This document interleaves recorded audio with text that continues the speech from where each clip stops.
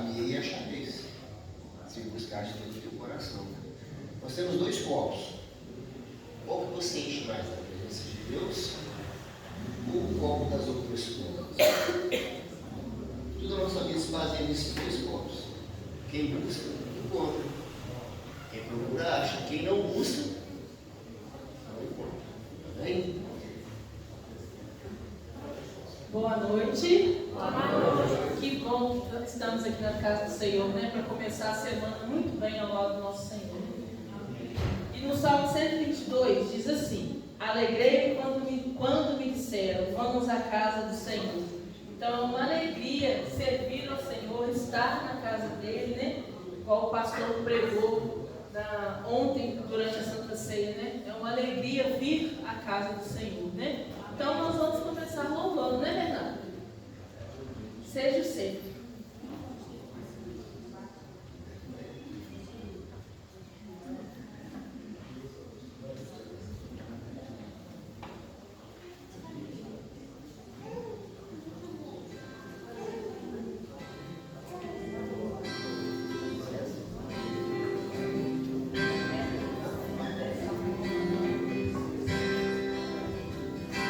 Aquele que em suas mãos detém a força e todo o poder.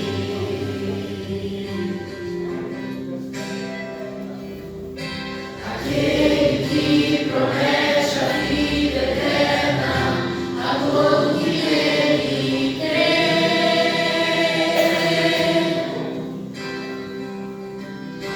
É Ele quem nos guarda e operando quem impedirá.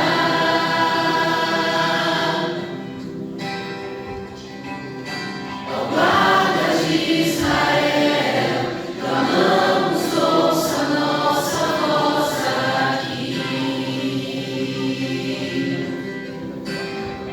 Reina em nós, venha a nós seu reino.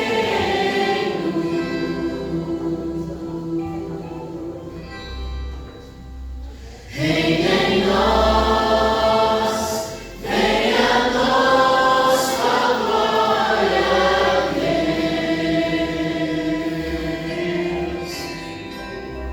Seja o centro, seja tudo a todos nós. Seja o centro, seja tudo a todos nós.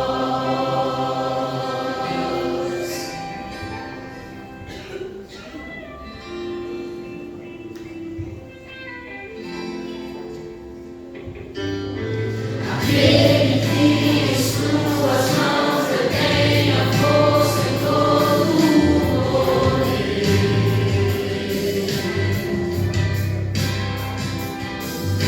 Aquele que promete a vida eterna a todo que nele crê.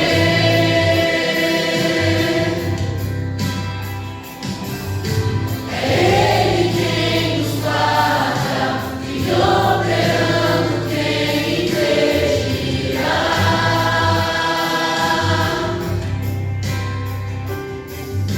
Ao guarda de Israel, clamamos, ouça nossa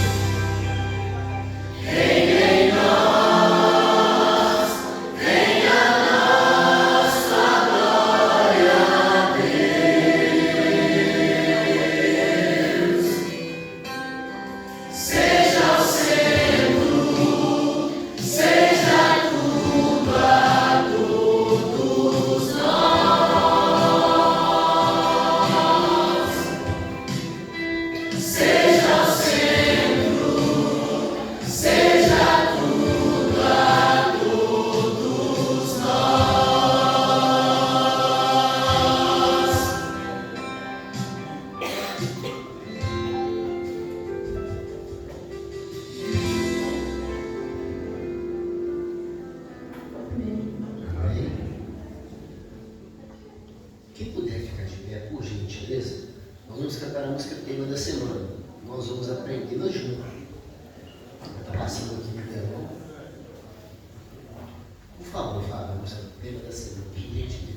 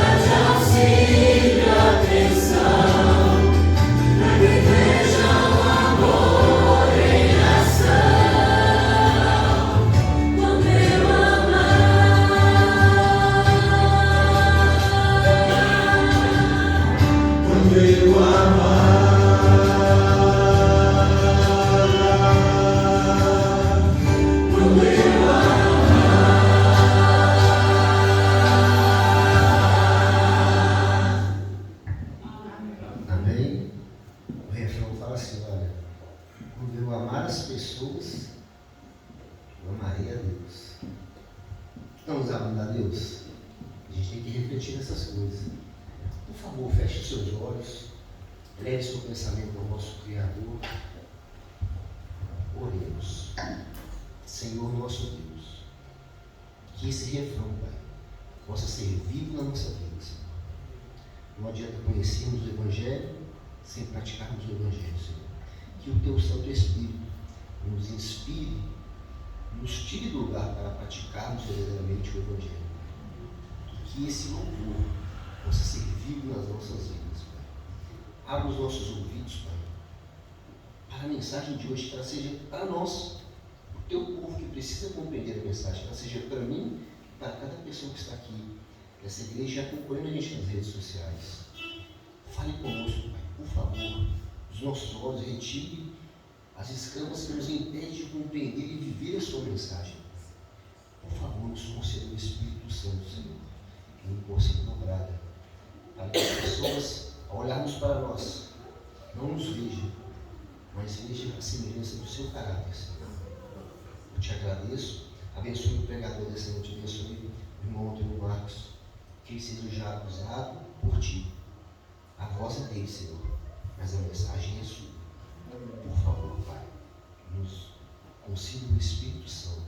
Eu te agradeço e peço em Cristo Jesus. Amém.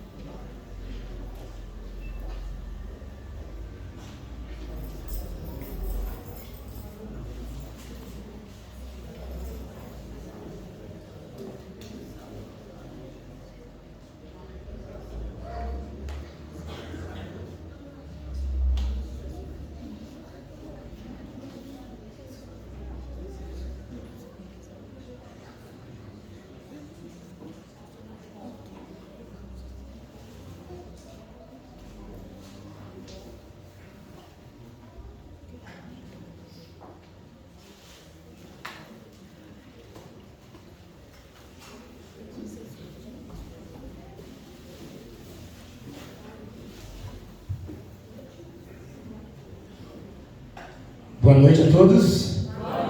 Deus abençoe você, te ilumine, te proteja e te guarde em nome de Jesus. Amém? Olha, nós estamos começando hoje, começamos ontem na verdade, né? Mas hoje eu vou focar mais nos temas, que foi um piloto de um assunto bem importante para a minha vida e para a sua vida. E, acima de tudo, eu quero falar de algo que eu experimentei em mim mesmo. Eu quero falar de algo que eu vivi essa realidade. Eu tenho esse hábito de, antes de pregar alguma coisa, sofrer por aquilo, sabe? Um dia eu queria pregar sobre jejum. E qualquer dia desse eu tenho que pregar sobre o jejum. E aí eu pensei, eu tenho que jejuar primeiro, né? Mas eu queria fazer um jejum melhor do que eu já tinha feito. Então eu já tinha feito jejum de 12 horas. Aí eu falei assim, hoje eu vou fazer um jejum de 3 dias. Mas a minha esposa não podia saber, senão ela não ia deixar. Aí eu viajei, já saí de casa de jejum e só fui jejuar, comer 3 dias depois. Para eu poder ter autoridade para falar sobre o assunto que eu queria falar. E hoje nós vamos abordar um assunto bem importante para a sua vida, mas algo que, quando eu percebi, eu fiquei assustado, mas eu encontrei esperança em Cristo Jesus. Espero que você encontre esperança nessa noite também. Então, assim como você está, abra sua Bíblia no livro de Daniel, capítulo 2. Quando você procura, eles vão colocar o tema aqui para mim, pode colocar.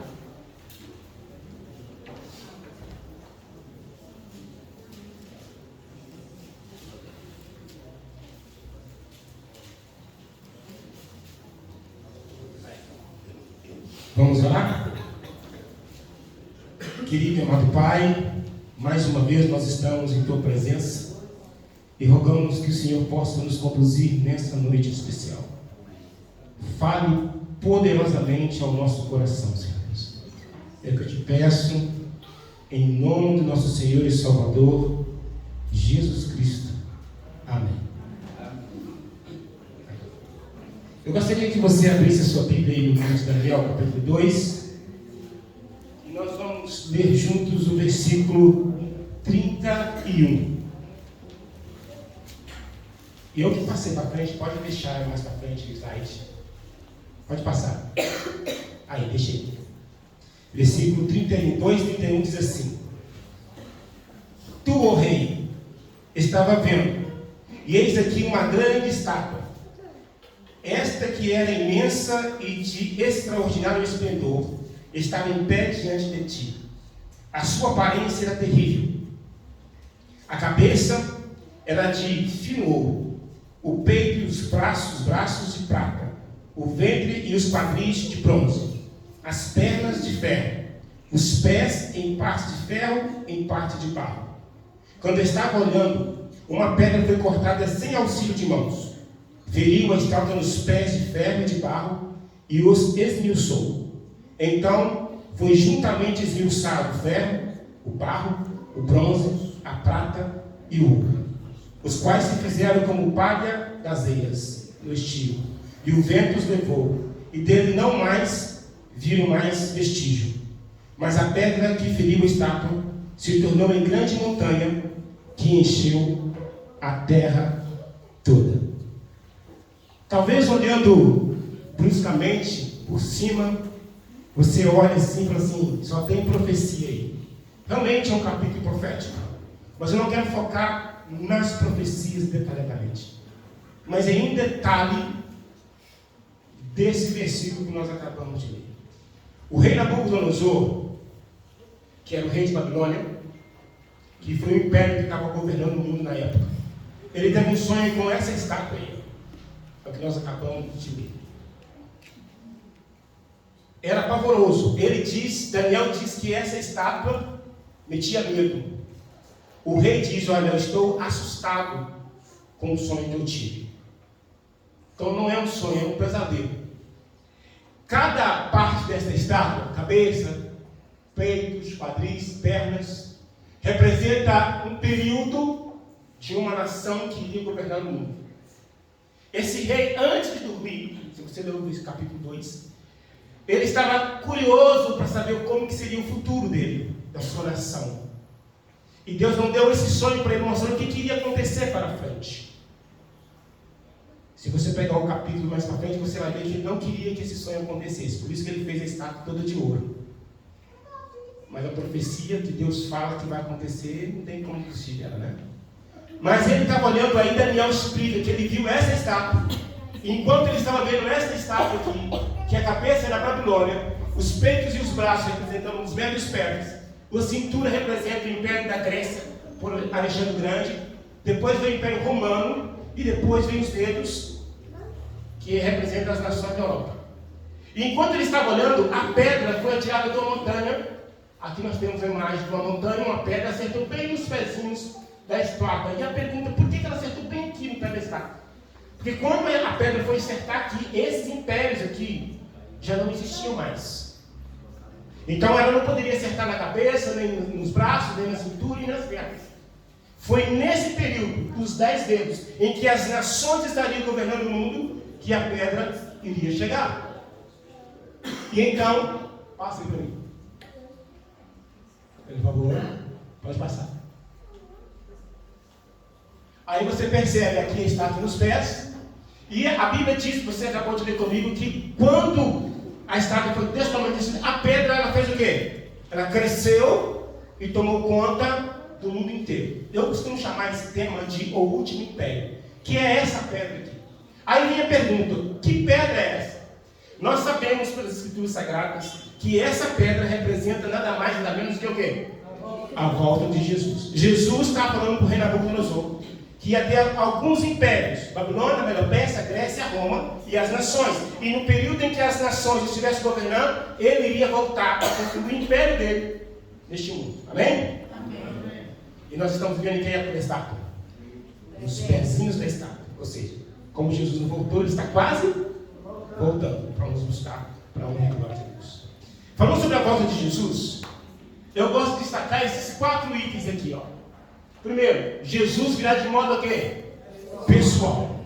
Quando os discípulos estavam se despedindo de Jesus lá no Monte das Oliveiras, 2 anjos apareceram para ele e falaram assim: ó, do mesmo modo que você ouviu subir, você verá voltar. E ele subiu de forma pessoal. Depois ele diz assim, ó, ele virá de maneira que? Visível. E a Bíblia diz que todo olho verá quando ele voltar.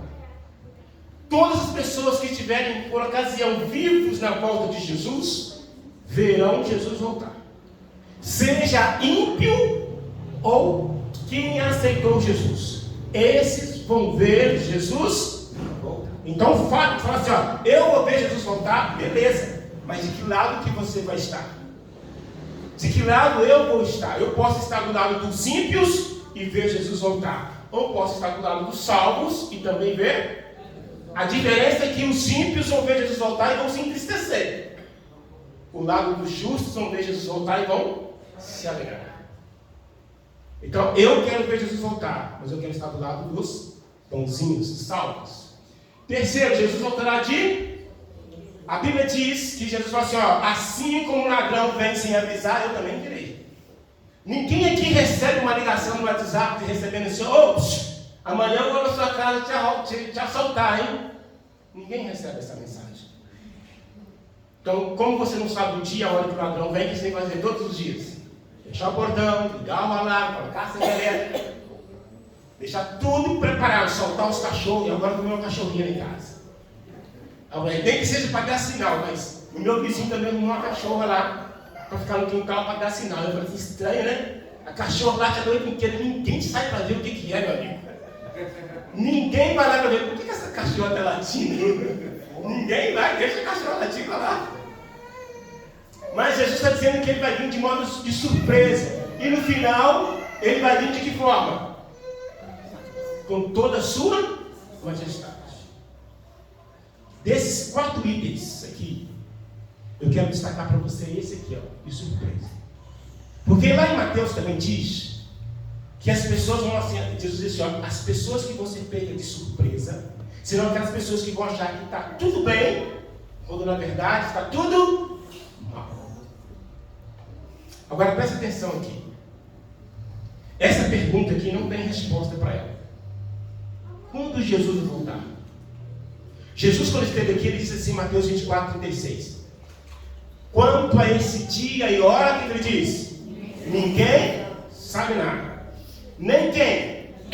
Os anjos do céu. Então, se aparecer um anjo para você, dizendo assim, ó, Jesus vai voltar tal dia, tal hora, esse anjo é mentiroso ou verdadeiro? Mentiroso. E acredite, existe anjo mentiroso, tá? Um deles é o pai da mentira. Aí ele diz assim, ó, nem os anjos do céu, nem quem? Nem o filho. Se Jesus aparecer para você e falar assim, eu vou falar para o seu dia e a hora, o que você vai falar para ele? Mentira. Porque a Bíblia diz que você não. Ele até pode saber lá no céu hoje, mas quando ele esteve aqui, ele disse que não. Não sabe. Nem, somente quem sabe o dia? Só o Pai. E ele não deixou a data e nem a hora para mim e para você. Porém, Deus te ama tanto, mas te ama tanto, que ele deu dicas para você saber se está perto ou longe a volta de Jesus. Agora presta atenção. Ele diz assim em Mateus 24, 37. A vinda do Filho do Homem será como o quê? Como nos tempos de Noé. Repita comigo. A vinda do Filho do Homem será como no tempo de... A pergunta que se faz, como que era a vida nos dias de Noé? Vamos lá, Mateus 24, 38. Porque nos dias antes do dilúvio, todos faziam o quê? Todos faziam o quê? Comiam e mais o quê? E mais o quê? E até o dia em que Noé entrou na arca. Aí eu pergunto para vocês, é pecado comer? Não é pecado comer. Lógico, comer com moderação. Com gula é. Tá bom? É pecado casar? Não é pecado casar. Desde que seja do jeito que a Bíblia ensina. Combinado? No tempo que a Bíblia ensina. Combinado? Então tem um jeito certo e do jeito certo. Tá bom? No tempo certo e do jeito certo. Tem uma coisa a beber? Contra beber? Sim ou não? Sim, depende do que você vai beber. Mas até a água, se você beber demais, é pecado, porque a água mata. Senão não tinha tanta gente morrendo afogada aí. Então, tudo, mesmo as coisas que são boas, tem que ser feita com moderação. Por que Jesus usa esses 3 itens aqui? Comer, beber e dar-se em casamento. Por um motivo muito simples. Do mesmo jeito que estava nos dias de Noé, também nos nossos dias, o que a gente faz? A gente come, sim ou não? Casa, sim ou não? Bebe, sim ou não? Talvez você não beba o que eu estou querendo dizer aqui. Mas no mundo, beber bebidas alcoólicas é a coisa mais natural do mundo. E as pessoas casam e dão-se em casamento de qualquer jeito, fora dos padrões divinos. Então tem um casamento que é do jeito certo, mas também tem um casamento que é do jeito errado. E as pessoas também se alimentam. Aliás, se não se alimentar, morre. Mas tem pessoas que se alimentam do jeito certo e pessoas que se alimentam do jeito errado. Então, se tratando da volta de Jesus, como sinal da volta de Jesus, Jesus disse assim, naqueles dias eles vão continuar comendo, bebendo e casando. E ele usa isso como um sinal de que ele estaria próximo à sua vinda. Agora preste atenção aqui, verso 24 e 39 diz assim, ó. E eles nada perceberam, enquanto eles comiam, bebiam e casavam, a Bíblia diz, eles nada perceberam até que veio um dilúvio e arrastou a todos. Olha o que ele diz. Assim também acontecerá na vinda do Filho do Homem. No dia antes da volta de Jesus, o povo vai estar fazendo o quê? Comendo, casando, dando-se em casamento e bebendo. Eles não vão perceber. Quando eles assustarem, o que vai estar acontecendo? Jesus está voltando. Agora presta atenção comigo. Quanto tempo Noé pregou sobre o dilúvio? 120 anos. O mesmo sermão. Você imaginou você ir na igreja e todo dia ficou na igreja, né? Domingo, quarto e sábado você escutou o mesmo sermão? Não tinha um quarteto para cantar para ele.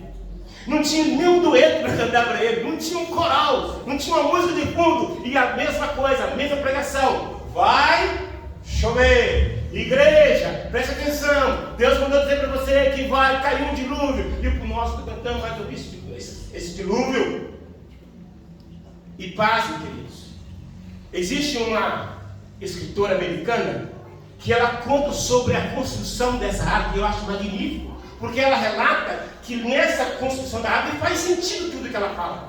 Ela diz que muitas pessoas, quando Noé começou a construir a arca, essas pessoas ajudaram. Vou dizer uma coisa aqui. Cada martelada que eles davam naquela arca era como se Deus dizendo assim, estou para mandar chuva. Cada pincelada de pinche que eles passavam naquela arca de betume, era Deus dizendo assim, vai chover. E muitos que ajudaram a construir a arca, não entraram na arca. Sabe que isso me preocupa? Porque o povo está pregando sobre a volta de Jesus, ensinando as pessoas o caminho de Jesus, mas quando Jesus voltar, eu não subir. Assim como aquelas pessoas ajudaram Noé a construir aquela arca. Noé pagou os trabalhadores, é a mesma coisa que construiu essa igreja. Eu não sei qual foi o pedreiro que construiu essa igreja. A pergunta que eu faço, ele está presente nessa igreja? Ele faz parte dessa igreja? Então tem muita gente que está ajudando na pregação do Evangelho, mas que infelizmente não vai subir. Isso é preocupante. Essa semana nós estávamos conversando, não lembro mais com quem, que aqui na lição da Escola Sabatina ontem, falando que o povo saiu do Egito, quase 2,5 milhões de pessoas, e daquela turma toda que saiu do Egito, só 2 entraram na Terra Prometida. Dos 20 anos para cima, só 2. Josué e Caleb. Até o pastor deles ficou no deserto. Até o vice-ancião ficou no deserto. Até a profetisa deles, que era Débora, a Bíblia chama de profetisa, ficou no deserto. Só Josué e Caleb, daquela turma toda que saiu do Egito, entraram na Terra Prometida. Isso é muito sério. Eu posso estar no caminho certo, mas caminhando do jeito errado, a ponto de eu apontar o caminho certo e não entrar nele. E não chegar ao fim. Eu e você precisamos estar atentos às coisas que estão acontecendo. Durante 120 anos pregando, E no final da pregação, a Bíblia diz que o mundo estava tão cheio quanto hoje. E apenas 8 pessoas, 8. Você imagina uma igreja de 100.000 pessoas e apenas 8 pessoas entraram na arca.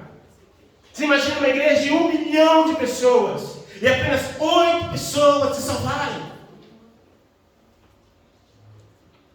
Noé, Deus usou tanto Noé. Olha só o que ele diz aqui, não está passando. É por aí? Faz passar por mim. A Bíblia diz que um dia um anjo de Deus desceu, pregou para os animais. Eu não sei o que argumento ele usou para o Senhor, camarada. Vai chover. E como vocês não sabem nadar, é melhor cada um de vocês entrar na barca. Os animais, na hora, fez aquela filinha. Você imagina a cena? O casal de formiga, o casal de leão, o casal de pernilongo. Eu tenho que ir porque eu tenho que perturbar aquele povo lá de Tarrete. Eu quero perturbar aquele povo. Entraram tudo na arca. Os carrapatinhos pegaram lá no rabinho do cavalo. Você é ruim que eu fico para trás. Né? Onde o cavalo foi, eu vou atrás. E vieram. Até eles foram mais obedientes. A Bíblia diz também, que pode passar para mim, que alguns homens conseguiram ficar vendo aqueles animais sozinhos. Entrando na arca. Gente, aquele ali foi o último apelo de Deus para aquela raça. Você imagina você olhando e de repente um casal, uma carreira de animais, de par em par, nenhum devorando o outro, andando sozinho, entrando na arca que você ajudou a construir, que Noé insistiu para você entrar, e eles entrando no seu lugar. A Bíblia diz que chegou o dia que Deus falou assim: Noé, você e sua família, entra. Noé entrou, puxou a porta e trancou por dentro. Com certeza deve ter passado o betume nas gretas da porta para não entrar água. Aí veio o anjo de Deus e faz o quê? Colocou o selo. Escuta, porta que Deus abre, ninguém, mas porta que Deus fecha, ninguém abre. E eu fico imaginando como é que deve ter sido depois desse dia. Os camaradas, eu não sei que horas do dia ou da noite que não entram na arca. Não sei se foi de manhã, não sei se foi de tarde. Eu sei que alguém, de repente, olhou e falou assim: gente, cadê Noé? Cadê esse camarada que parou de pregar? Ele entrou na arca. Não acredito. Ele entrou na arca. Ele teve coragem de entrar na arca e entrar. Primeiro dia, nada. Segundo dia, terceiro dia, quarto dia, quinto dia, sexto dia, sétimo dia. Eu imagino alguns trabalhadores saindo para trabalhar numa boa, como se nada tivesse acontecendo. Já aconteceu com você de sair na rua e de repente você sente uma gota d'água cair na sua testa? Não é possível que vai chover. E você está longe do seu trabalho, está longe da sua casa e piorar. Você está sem guarda-chuva.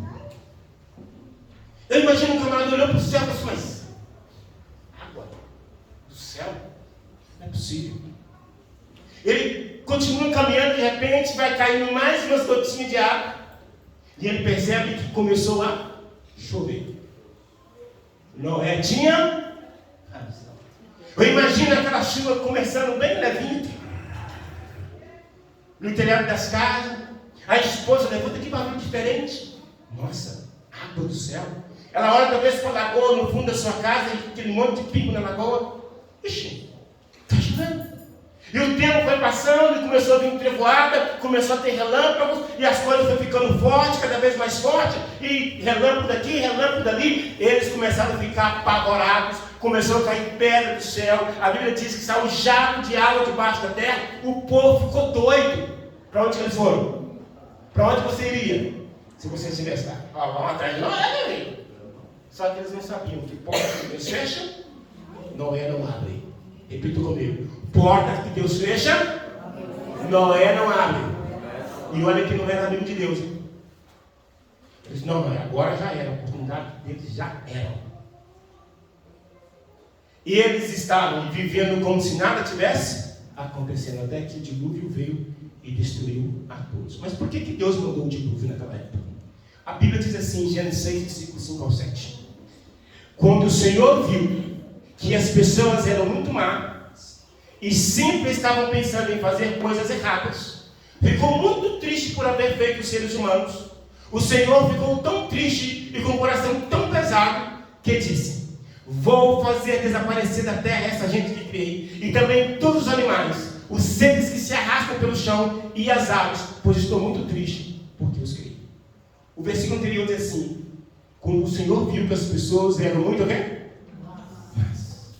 Além de comer, beber e dar-se em casamento, o que elas eram por dentro? Mas. E sempre estava procurando fazer coisas o quê? Existe isso nos nossos dias hoje? Existem pessoas lá nos nossos dias? Existem pessoas fazendo coisas erradas? Nos nossos dias, o número de infidelidades está aumentando. A violência verbal, psicológica e física também está aos montes. Fomes espalhadas no mundo inteiro, corrupção financeira, covardia com os animais e assassinatos. Isso aqui são algumas coisas que eu elaborei. Eu separei para vocês. O nosso mundo está igualzinho antes do dilúvio. E Jesus disse: assim como foi nos dias de Noé, também vai estar quando eu estiver prestes a voltar. Ou seja, o dilúvio ele funciona como uma espécie de juízo de Deus para aquela raça. E a volta de Jesus também funciona como se fosse um juízo para aqueles que não aceitam Jesus como seu Senhor. Então tem uma pergunta: quando acabará todo o nosso sofrimento? Somente quando o quê? Quando Cristo. Então, de hoje, põe uma coisa na sua cabeça, de hoje até a volta de Jesus, ou você já passou pelo vale da sombra da morte, ou você está passando pelo vale da sombra da morte, ou você vai passar pelo vale da sombra da morte. É impossível alguém nascer neste mundo e não sofrer, nem que seja um pouquinho assim. Não existe esse ser. Na minha cidade tem uma garotinha de 6 anos. Ela não sabe o que é viver. Desde o dia em que ela foi parida, o lugar que ela mais passou tempo foi no hospital.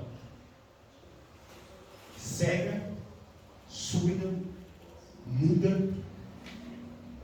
Todo o corpo dela, se encosta no braço dela, ela geme de dor. Ela toma morfina todos os dias. Os pais já oraram: Deus, descansa minha filha de tanto sofrimento que ela tem. E depois dela já tiveram mais um filho que veio 100% saudável. A mãe e o pai sofrem, os avós sofrem, os tios sofrem, todo mundo da família sofre por causa dessa menina. Não tem ninguém neste mundo que não vai sofrer. Mas o sofrimento de verdade só vai ter fim quando o quê? Até lá você pode ser pego de surpresa. Então se prepare. A qualquer momento o caldo pode virar para o seu lado. A oração para o seu lado. Esteja preparado. Só sobre a volta de Jesus existem 300 passagens da Bíblia no Novo Testamento citando sobre a volta de Jesus. Aquela pedra que nós lemos no início representa Jesus voltando, e só no Novo Testamento 300 vezes. Agora, qual o propósito da volta de Jesus? Em Mateus capítulo 16, verso 27, você diz assim, porque o Filho do Homem há de vir na glória do seu Pai com os seus anjos, e então, para o quê? Retribuirá a cada um segundo as suas obras. Pergunta que eu faço: que tipo de obra você tem feito ultimamente? Não se esqueça que a gente colhe muito mais do que você coloca 2 grãozinhos de milho na cova. Quanto você colhe? 800 em cada espiga, essa espiga eu sou grande. Quantos?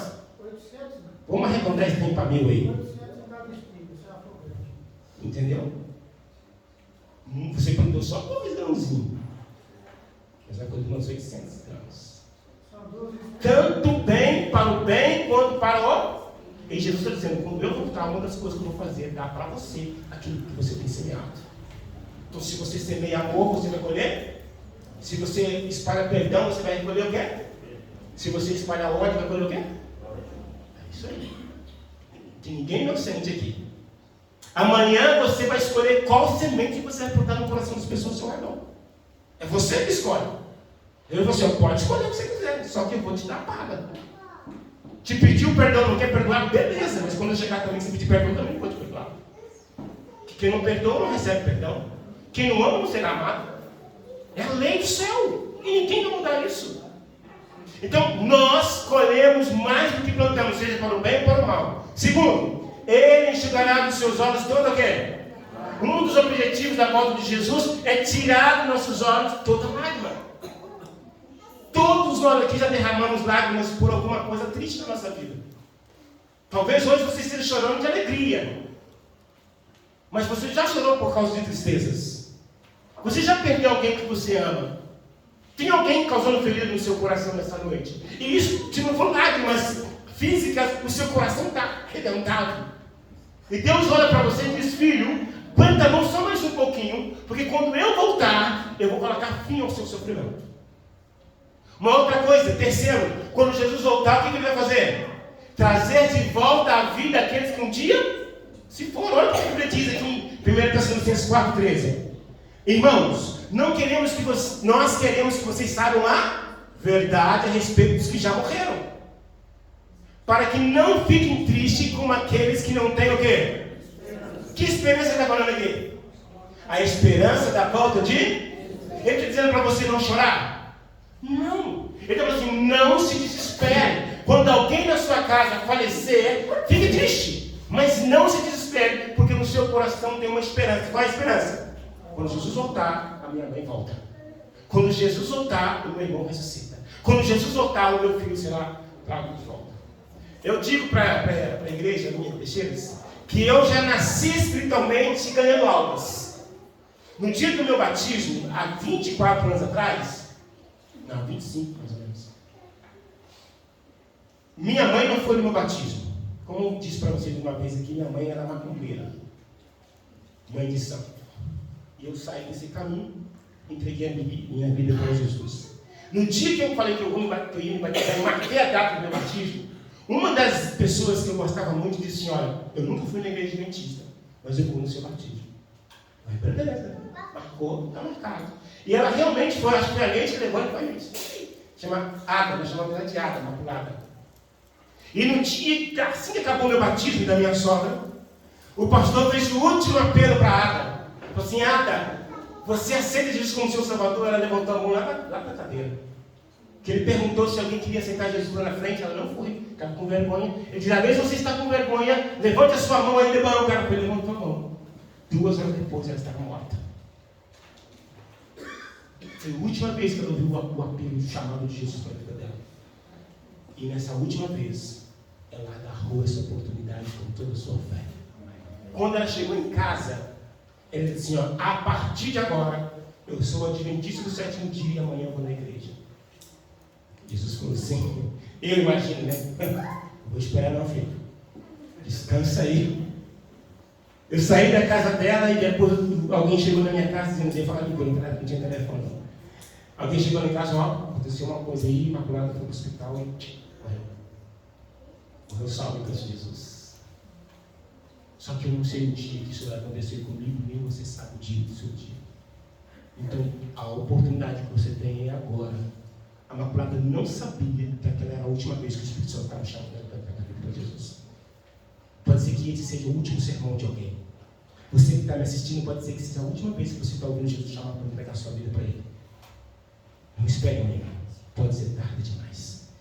Ele diz no verso 14: nós cremos que Jesus morreu e ressuscitou. E assim cremos também que depois que Jesus vier, Deus o levará de volta. E junto com Ele levará os que morreram crendo. Então, o problema não é morrer. Essa pessoa morre longe de Deus. Porque se ela morrer em Cristo, quer também que eu ressuscito você. Eu te ressuscito. Eu te trago de volta. Olha só o que diz aqui. Apocalipse 3, versículo 11, faz a promessa: eis que cedo vem. Jesus está confirmando a volta dele.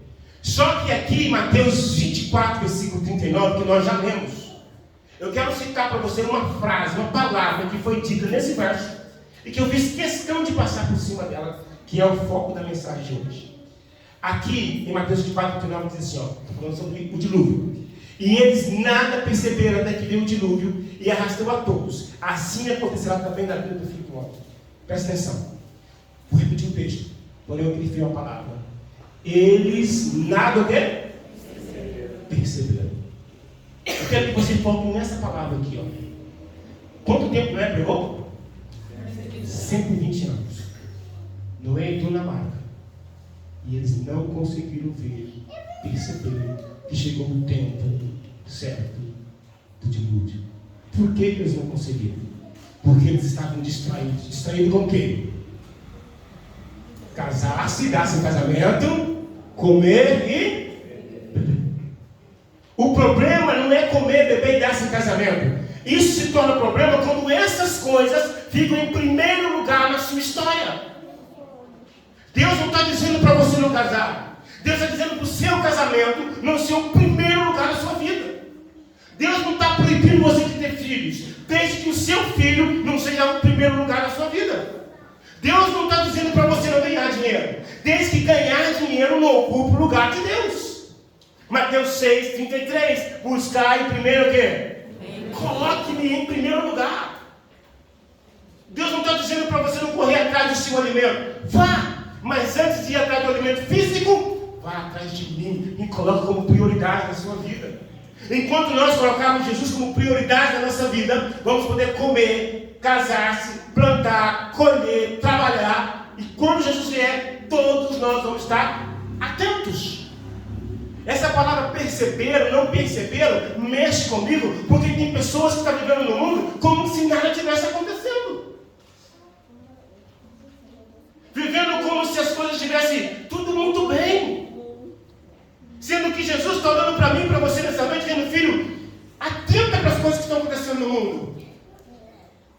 Olha para mim. Eu estou dizendo para você, filho, abre o coração. Você está vivendo como se o mundo fosse durar mais 50 anos. Você está vivendo como se você fosse durar 100 anos. E pode ser que amanhã você não esteja no nosso meio mais. Eu vim para a Conselheiro Lafayette. Eu tenho esperança de voltar para casa, mas eu não tenho certeza se vou chegar lá. Eu vivo pela fé. É outra. Só o fundo musical. Está na hora de nós colocarmos o pé no chão e começarmos a olhar o que está acontecendo ao redor do mundo. Os sinais estão acontecendo aí. E cada um de nós precisamos tomar uma decisão. Agora, abra sua Bíblia em Daniel capítulo 8.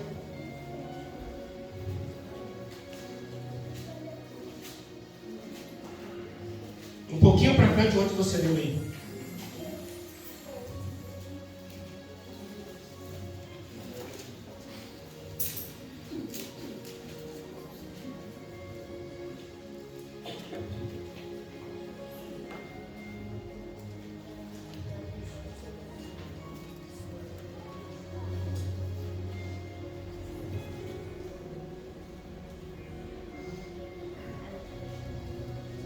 Todos acharam? Daniel 8, verso 25. Por sua astúcia, nos seus empreendimentos, fará prosperar o engano, no seu coração se engrandecerá, e destruirá muitos que vivem despreocupadamente. Levantar-se-á contra o príncipe dos príncipes, mas será quebrado sem esforço de mãos humanas. Daniel 8, 25 está falando do nosso arqui-inimigo.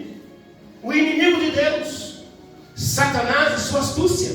Ele está dizendo que ele vai, através da sua astúcia, destruir. A palavra diz destruir todos que estão vivendo de maneira despreocupadamente. Por isso que Jesus chama a sua atenção, filho, sacode a poeira, olha para o céu, para de viver como se estivesse tudo bem, porque não está tudo bem. Enquanto às vezes você deita no travesseiro para dormir sossegradamente, o diabo está trabalhando a noite inteira para levar o máximo de pessoas para o inferno com ele. E ele olha para você, está de olho em você. Quando você menos esperar, ele dá o corte. Em 2019, o diabo foi lá na nossa missão Caleb. Foi lá. Tinha um rapazinho que foi, primeira vez que ele foi. Ele achou que a missão Caleb era coisa ruim, que não tem que fazer nada. Ele levou um livro do Harry Potter. Ele falou que sabia todos os feitiços de cor. Ele ganhou a coleção completa. Ele levou os livros para ele passar o tempo. Aí o diabo desceu lá. Ele caiu de joelhos, implorando a Deus misericórdia. Ele disse: Deus, tem misericórdia de mim, porque Ele está aqui. Ele veio para me matar. Um garoto novo, 12, 13 anos. E quando ele caiu de joelhos, a minha esposa o abraçou. Nós começamos a orar. Colocamos um hino, começamos a louvar a Deus, clamando pela misericórdia de Deus. Os jovens fizeram um círculo entre eles, assim, orando, clamando. Aí eu saí para poder fazer uma oração. Um jovem saiu, me chamou e disse: Antônio Marcos, ele está aqui, ele veio para nos matar. O outro chegou desesperado, ele disse que vai me matar, Antônio. Foi 2? O que você falou? O outro trouxe um livro, mas o que você veio errado? Ele falou assim: Antônio, ele olhou para os meus olhos e disse: eu vou te pegar. Aí um outro rapaz, de muita oração, ele disse que quando ele abriu o olho, a única coisa que ele viu foi pontas de asas, ponta das asas, fazendo um círculo em volta dos Calebes. E do lado de fora ele viu uma mão com uma espada querendo invadir, mas por causa das asas encostando uma na outra, essa espada não conseguiu entrar no círculo. E nós ficamos pensando: como é que ele vai pegar esse garoto? Como é que ele vai tirar esse garoto? Ligamos para a mãe, orando, jejuando por vários dias. Ele vai tentar matar esse garoto, ele vai tentar fazer um tutelamento para esse garoto, ele vai tentar qualquer coisa, mas ele não fez nada disso. Ele entrou na astúcia. E hoje esse garoto não está mais na igreja adventista. Ele não precisou matar esse garoto. Ele tirou esse garoto do caminho que leva para o céu. Esse garoto hoje bebe, usa brincos, tatuagem por todo lado, está lá no mundão. A gente ora ainda para que ele volte, porque a gente sabe que ainda há um pouquinho de esperança. Mas o diabo está cumprindo exatamente o que falou para ele: eu vou destruir você. Só que nós achávamos que era logo em seguida. Se eu não tenho tempo, eu não estou com pressa. Fica calmo, sossegado, quando você menos esperar, você está fora da igreja. E assim ele trabalhou. Quando ele estava despreocupado, achei que estava tudo bem, o diabo tirou da igreja. Talvez nessa noite esteja pregando para alguém que se encontra nessa mesma condição. A sua vida espiritual está um caos. Você não consegue ver Jesus nem de curva em curva. Mas você olha e diz: está tudo bem. Ninguém está aplaudindo você. Eu li um livro chamado Oração do Avivamento. E eu encontrei uma ilustração. E eu quero compartilhar essa ilustração com você. O camarada que escreveu essa ilustração, ele foi muito feliz na maneira como ele expôs essa ilustração. Deixa eu achar aqui que eu salvei.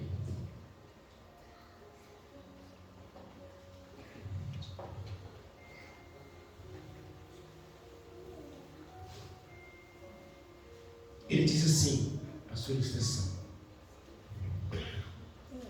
Ele usa o texto de Lucas 10, 41, 42, que diz assim: Marta, Marta, andas inquietas e te preocupam com muitas coisas.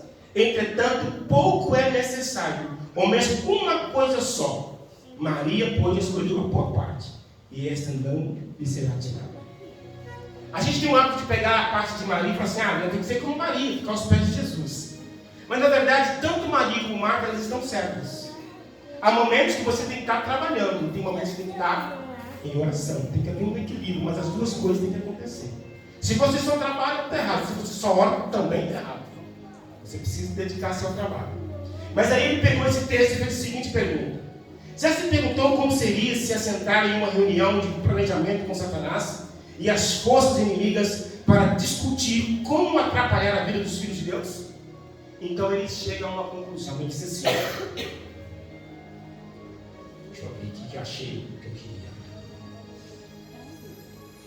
A ilustração que ele usa diz o seguinte: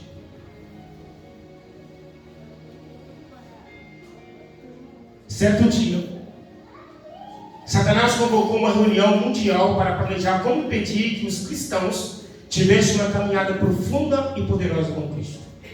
Vê se isso encaixa na sua vida. A multidão de demônios ficou em silêncio quando ele se levantou para falar. Nós não conseguimos impedir que os cristãos vá à igreja. Nós não conseguimos impedir que eles leiam a Bíblia e conheçam a verdade. Nós não conseguimos impedir que tenham valores conservadores. Mas há algo que nós, demônios, podemos fazer. Podemos impedi-los de desenvolver uma experiência íntima e constante com Cristo. Dentro dessa reflexão, ele está dizendo assim: deixa o povo ir para a igreja. Deixa o povo estudar a Bíblia. Deixa o povo ir pregar o Evangelho. Desde que eles não tenham um relacionamento mais íntimo com Cristo. Olha onde o diabo quer tocar em você. Ele não está preocupado se você vai vestir bem, se você vai representar Cristo no seu vestuário. Ele não está preocupado se você vai pregar o Evangelho. Ele não está preocupado se você vai à igreja. Ele quer saber se você vai orar. É isso que ele está preocupado. Ele diz: esse povo pode fazer o que quiser, desde que eles não orem. Desde que ele não tenha tempo íntimo a sós com Deus. Podem fazer o que quiser, não deixem eles orarem. E ele diz, continua: se eles formarem esse tipo de conexão com ele, nosso poder sobre os cristãos será quebrado. Então deixemos eles irem à igreja e ter um estilo de vida conservador, mas roubemos o tempo deles para que não consigam desenvolver essa experiência profunda com Jesus. Lembra do título do sermão? Satanás, o ladrão de tempo. E ele vai trabalhar para roubar o seu tempo, que era para ser dedicado a Deus. Aí ele diz: é isso que eu quero que vocês façam. Distraiam os cristãos de se aproximarem do Salvador e manterem uma conexão vital com Ele ao longo do dia. Como faremos isso? Perguntaram os demônios. É simples, respondeu ele. É só mantê-los ocupados e mais ocupados, mesmo que não seja com algo essencial para a vida, e inventar um sem número de esquema para ocupar seu tempo e sua atenção. Faz com que eles gastem cada vez mais, pegando cada vez mais dinheiro emprestado. Mantenham os que estão longe dos filhos. Convençam as pessoas a trabalharem mais e mais. E os maridos a trabalhar 6, 7 dias por semana, de 10 a 12 horas, a fim de não ter tempo para poder ter comunhão com Deus. Não é assim a sua vida? Não é assim a vida de muitas pessoas financeiramente? Pega o dinheiro e agora tem que se matar para poder pagar. Quando ele joga uma pedrinha aqui, ele está acertando lá. Esse é o alvo dele. Convençam as esposas a trabalharem também. Isso vai dar muito certo, diz ele. À medida que as famílias se desintegrarem, logo lá não oferecerá mais uma fuga das pressões do trabalho, e eles trabalharão cada vez mais. Coloque bastante confusão, não deixe de ter tempo. Aí quando o marido chegar em casa, a mulher vai ficar falando na cabeça dele: vou ir para o boteco. Eu vou demorar a chegar em casa, porque quando eu chego em casa, minha mulher fala demais. Coloque os filhos bem tentador, para quando as mães estiverem com ele, nossa, eu estou aguentando mais os meninos. Aí o marido chega até estressado, o marido está estressado, todo mundo estressado, e o lar que deveria ser o melhor lugar do mundo se torna o pior lugar do mundo. Olha onde ele está tocando. Talvez estou contando a sua história, né? Ele continua dizendo: estimulem em excesso a mente deles para que não consigam ouvir mais a mansa e suave voz de Deus. Seduzam-nos a ligar o rádio ou a colocar música sempre que estiverem dirigindo ou relaxando. Mantenham a televisão, o DVD, os MP3, o iPod, o rádio, qualquer outro tipo de barulho de distração sempre ligados em sua casa. O barulho e a atividade incessante desordenarão a mente deles e interromperão sua união com Cristo. Enche o lugar deles de revistas, de jornais. Enche sua mente com notícias 24 horas por dia. E vários momentos no trânsito com outdoor. Inundem sua caixa de correio com correspondência não solicitada, concursos e catálogos de compra de todo tipo de anúncio e oferta promocional, produtos e serviços gratuitos e falsas esperanças. Mantenham-nos distraídos com constante barulho, e-mails, mensagens de texto, telefonemas, desde o momento em que eles acordem até caírem exaustos à noite. E não é assim a nossa vida. A gente levanta, a gente não tem tempo para Deus. Aí a gente fala assim, não, na hora do almoço eu oro. Aí a gente não consegue orar. Ah não, quando eu chego em casa eu oro. Está morto. Só quer saber de... E no outro dia, a mesma história. E no sábado, onde você está? Na igreja. Domingo, na igreja. Quarto, na igreja. Passa lição, dá tudo diário assim. Pode fazer. Essa semana você não tem tempo com Deus. Pode fazer o que você quiser na igreja. Você não tem tempo de qualidade com Deus. Então não adianta. O foco dele é impedir que você tenha um relacionamento profundo com Deus. Até mesmo nas recreações, que sejam excessivas, não permitam que apreciem as alegrias simples da natureza. Em vez disso, mandem-nos para parques de diversões, eventos esportivos, shows e filmes. Quando se reunirem, olha aqui, quando eles se reunirem para a comunhão espiritual, envolvam-os em fofocas, em conversas sem importância, para que saiam da igreja com a consciência culpada e as emoções instáveis. A gente às vezes vem para a igreja, acaba o culto, ficamos em fofoca. Quando chegou em casa, cadê o que o pregador falou? O diabo entrou na sua vida, na minha vida, através da fofoca. A gente perde todas as bênçãos que nós recebemos durante o culto. Ele sabe trabalhar. Ele diz assim: mantenha aqueles que têm. Não permitem que incentive ou edifiquem uns aos outros. Presta atenção agora. Mantenha aqueles que têm o talento de encorajar outros, especialmente ocupados e desgastados. Você que é membro dessa igreja, que consegue incentivar o pessoal para a semana jovem, que consegue incentivar as pessoas para orarem, para poder ter um relacionamento mais profundo com Deus aí, você que está sempre motivando, o diabo está de olho em você. Ele diz: vamos colocar esses camaradas desgastados, para eles não terem tempo, para eles perderem gosto pelas coisas de Deus. E ele diz: lotem a vida deles com tantas boas causas, a ponto de não ter tempo de buscar o poder de Cristo. E tem gente na igreja que é assim, que trabalha tanto para Deus, que ao invés de trabalhar com Ele, trabalha para Ele. E a última coisa que Deus quer de você é um empregado. Ele quer um sócio. Trabalhar lado a lado com Ele. A sua função é só se entregar através de uma oração. E Ele vai te usar. Ele disse que quando isso acontecer, seremos vitoriosos. Esse é o objetivo de Deus. Atrapalhar o seu relacionamento com Deus. Como eu disse para vocês ontem, na história de Nicodemos, o diabo não está nem aí para o grau de conhecimento que você tem da Bíblia, do Espírito de profecia, de qualquer outro livro, desde que você não tenha momento a sós com Deus. O Espírito Santo só será dado para aqueles que tiram tempo de qualidade com Deus. Quem não tiver tempo de qualidade com Deus, não vai receber o Espírito Santo. Porque isso exige oração, tempo a sós com Deus. E pode ser que nessa noite eu esteja pregando para alguém que é daqueles que oram com a mão na maçaneta da porta para sair. Não tem tempo de passar sós com Deus. Ora, é só por orar, por desencargo de consciência.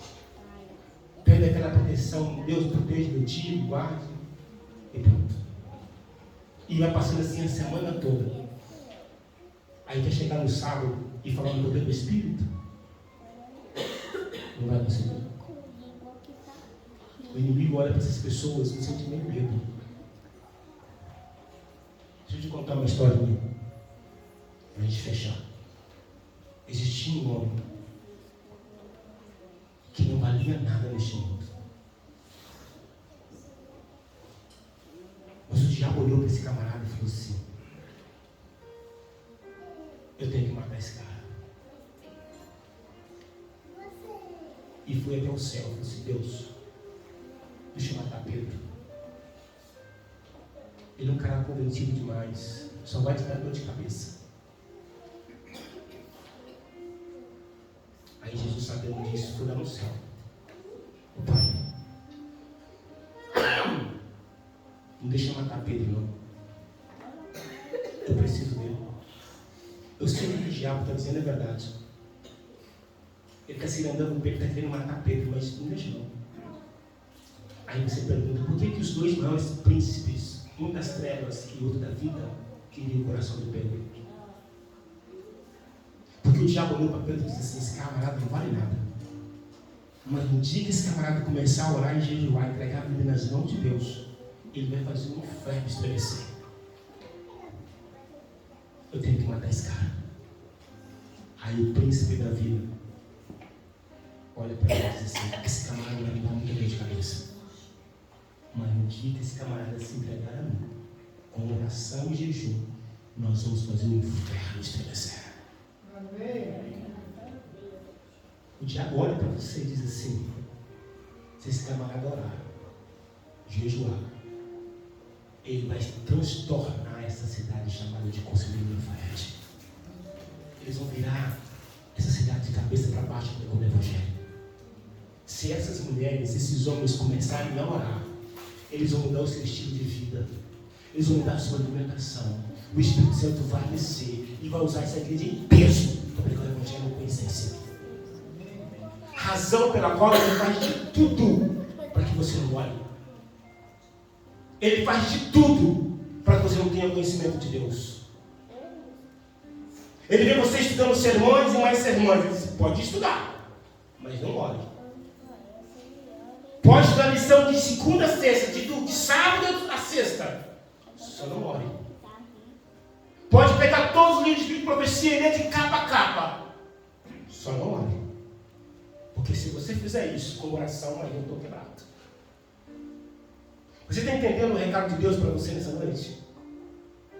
Então agora você precisa tomar uma decisão na sua vida.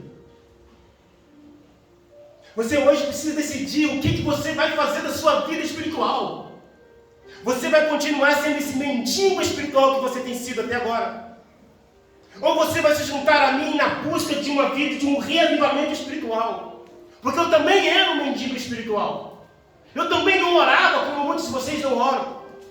Eu também não jejuava como muitos de vocês não estão jejuando. Mas eu decidi mudar a minha história com Deus.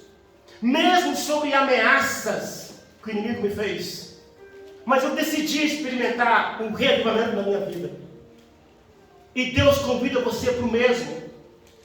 Vai ser difícil no início? Vai. Mas o que está em jogo aqui é a sua salvação. É a sua salvação.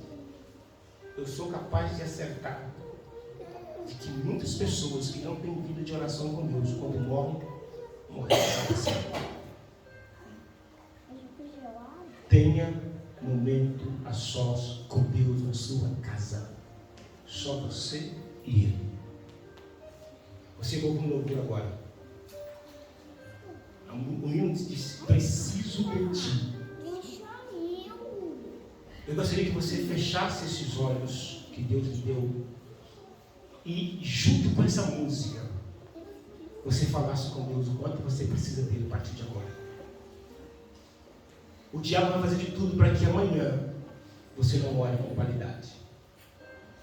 Talvez você vai acordar em cima da hora do emprego e Deus vai estar lá te esperando. Ele vai ficar lá te esperando. Você vai orar ou vai para o trabalho? É uma decisão difícil? É. Mas é essa decisão difícil que vai dizer para Jesus: estou te colocando no seu primeiro lugar, mesmo que eu perca a hora do emprego. Se eu perder, receber um puxão de orelha no trabalho, terá sido por uma boa causa. Coloque seu negócio para despertar mais cedo, 1, 2, 3 horas se for possível. Mas tenha o seu tempo a sós com Deus todos os dias da sua vida.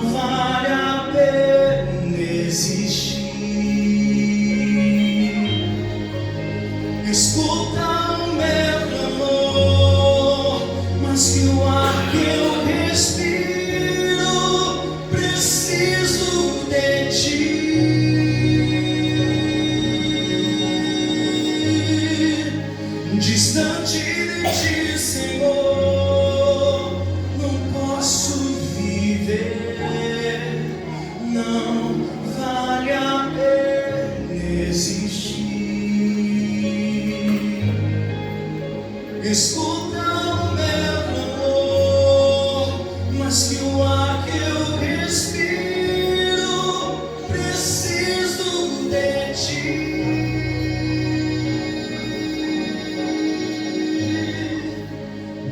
Posso esquecer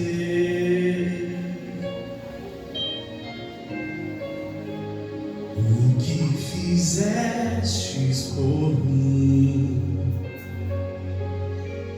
como alto é o céu,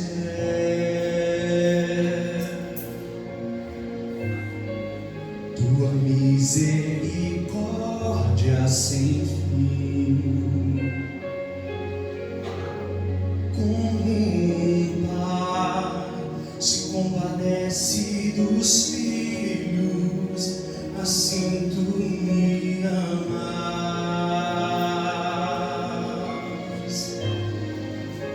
Aparta as minhas transgressões, preciso de ti.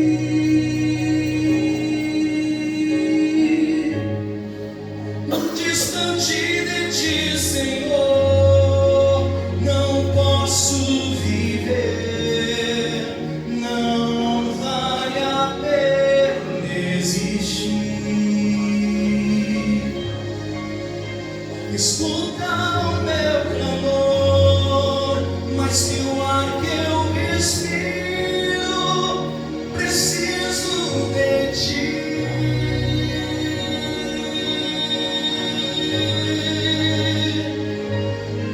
Minhas lutas vêm tentando me afastar de ti.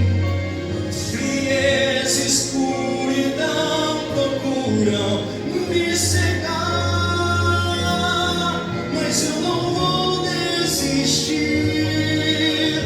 Ajuda-me, Senhor, eu quero permanecer contigo até o fim.